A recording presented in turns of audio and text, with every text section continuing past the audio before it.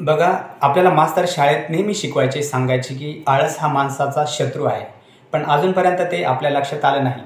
याचं कारण असं आहे की आपण जर वयाच्या 30 वर्षापर्यंत जर अजून चांगल्या प्रकारे सेटल झालो नाही आणि आपल्याला अजूनही कुठं जायचं तर पेट्रोलला कोणाकडून पैसे घेऊन आपल्या गाडीत पेट्रोल ओतून जर जायची पाळी येत असेल, तर आपल्यासारखे मूर्ख आपणच. याचं मुख्य कारण असं आहे की आपल्याला सरकारी नोकरी नाही. आपण बसलो होतो सरकारी नोकरीच्या भरोश्यावर. त्याच्यामुळं आपली परिस्थिती अशी आहे, आपल्या असं मनामध्ये ठासून भरलेलं आहे.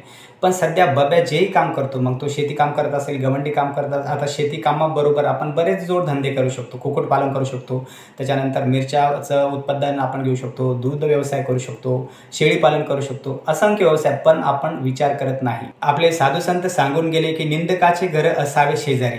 पण बब्याला कोणी निंदकच नाही, याला कोणी नाव ठेवतच नाही. आपला बब्या शाळेमध्ये असताना मास्तरच्या हंटरशिवाय अभ्यास त्याने केला नाही. मास्टरनी छड्या दिल्याशिवाय त्याने कधी गृहपाठ केला नाही. असा बब्या, त्याला कोणी टोचलं जर नाही तर तो सुधरू शकत नाही. त्याच्यामध्ये ती धमक येणारच नाही. आणि काय म्हणतात ते शब्दांचा मार हा खूप मोठा असतो. त्याची गरज बब्याला आहे. तुम्ही एखाद्या सरकारी नोकरदाराकडे फॉर्च्युनर पाहिली का? नाही पाहिली. ती ताकद फक्त व्यवसायामध्ये आहे. आणि आपल्याला सरकारी नोकरी जर लागली नाही तर ती एक आपल्याला सुवर्ण संधी भेटली आहे की आपण व्यवसाय करावा. ती आपण गमावतोय. आपण काय फक्त विचार करतोय की माझी परिस्थिती नाही, माझ्या मायबापांनी माझ्यासाठी काय केले नाही.